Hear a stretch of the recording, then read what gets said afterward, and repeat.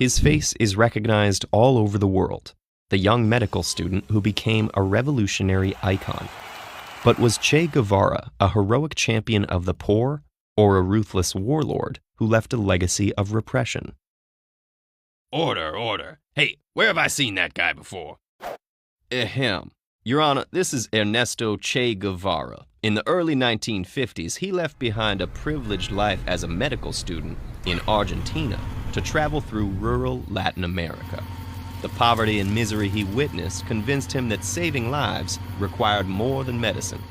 So he became a terrorist seeking to violently overthrow the region's governments. What? The region's governments were brutal oligarchies. Colonialism may have formally ended, but elites still controlled all the wealth. American corporations bought up land originally seized from indigenous people and used it for profit and export, even keeping most of it uncultivated, while locals starved. Couldn't they vote to change that? Oh, they tried, Your Honor.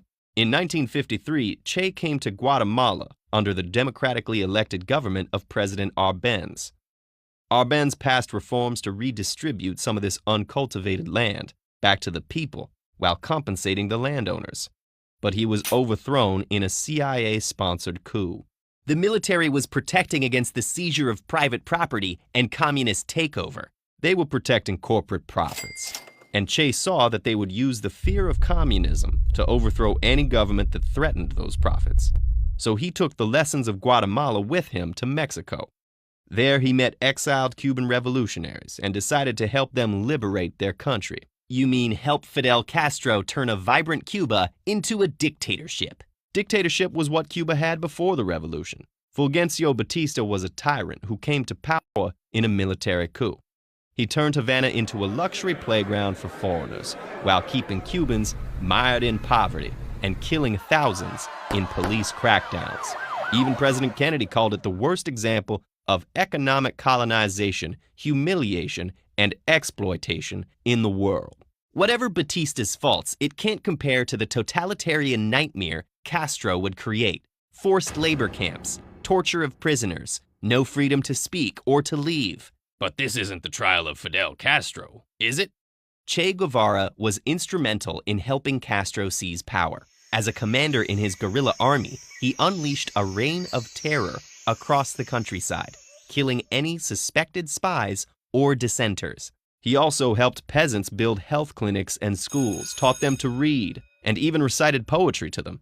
His harsh discipline was necessary against a much stronger enemy who didn't hesitate to burn entire villages suspected of aiding the rebels. Let's not forget that the new regime held mass executions and killed hundreds of people without trial as soon as they took power in 1959. The executed were officials and collaborators who had tormented the masses under Batista. The people supported this revolutionary justice. Which people? An angry mob crying for blood does not a democracy make. And that's not even mentioning the forced labor camps, arbitrary arrests, and repression of LGBT people that continued long after the revolution. There's a reason people kept risking their lives to flee, often with nothing but the clothes on their backs. So was that all this Che brought to Cuba? Just another violent dictatorship? Not at all. He oversaw land redistribution, helped establish universal education, and organized volunteer literacy brigades that raised Cuba's literacy rate to 96%, still one of the highest in the world, which allowed the government to control what information everyone received. Guevara's idealistic incompetence as finance minister caused massive drops in productivity when he replaced worker pay raises with moral certificates. He suppressed all press freedom, declaring that newspapers were instruments of the oligarchy, and it was he who urged Castro to host Soviet nuclear weapons, leading to the Cuban Missile Crisis that brought the world to the brink of destruction. He was a leader, not a bureaucrat. That's why he eventually left to spread the revolution abroad. Which didn't go well. He failed to rally rebels in the Congo and went to Bolivia even when the Soviets disapproved. The Bolivian government, with the help of the CIA, was able to capture and neutralize this terrorist in 1967, before he could do much damage, while doing plenty of damage themselves in the process. So that was the end of it? Not at all. As Che said, the revolution is immortal. He was publicly mourned in cities all over the world. Not by the Cubans who managed to escape. And his story would inspire young activists for generations to come. Ha! A trendy symbol of rebellion for those who never had to live under his regime.